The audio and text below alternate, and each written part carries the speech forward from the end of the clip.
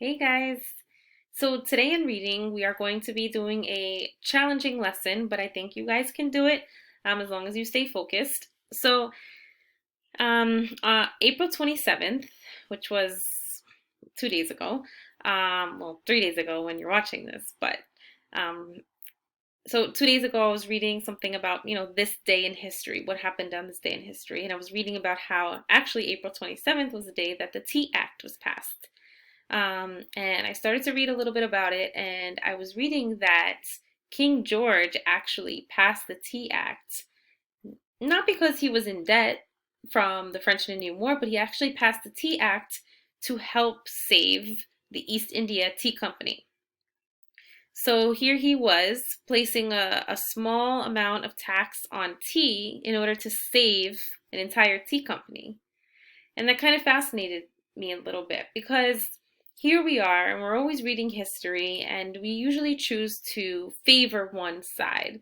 But it's important to understand both sides to the story, right? Or you want to understand both sides in history. So when we think about the Boston Tea Party, we usually think about how the colonists were angry and that they had every right to be angry and that, their actions for throwing the tea overboard were justified. But if you really look into it, sometimes that's not right. Okay? Sometimes there's another story, and it's important in history that we put ourselves in everyone's shoes. Okay? So you want to think about, as we continue to go through this unit, I want you to put yourself more in the loyalist shoes, right? The people that were loyal to King George, the redcoats, King George's shoes, and I want you to also put yourself in the colonist shoes, right? And I want you to start, thinking about both sides, okay? So the lesson today is you're kind of on your own, okay? Because you're going to explore a little bit. And then I'm going to actually put together a lesson after I see what you guys come up with. So you'll see on today's work that you're going to be reading two newspaper articles, okay? It's very important that you pay attention to a few things. Pay attention to the name of the newspaper article, okay? Pay attention to who's writing it, right? From whose point of view or whose perspective is the newspaper article written in, okay? So you're going to read two. The first one, okay, looks like this.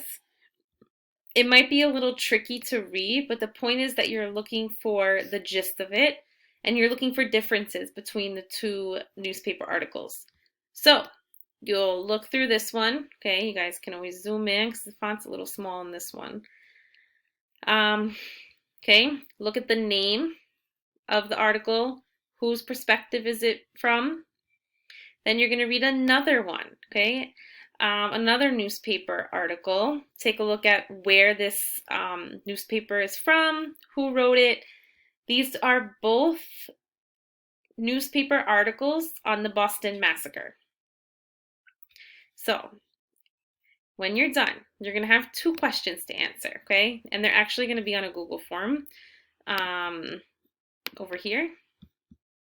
So actually look like this. How are these articles different and how are they similar?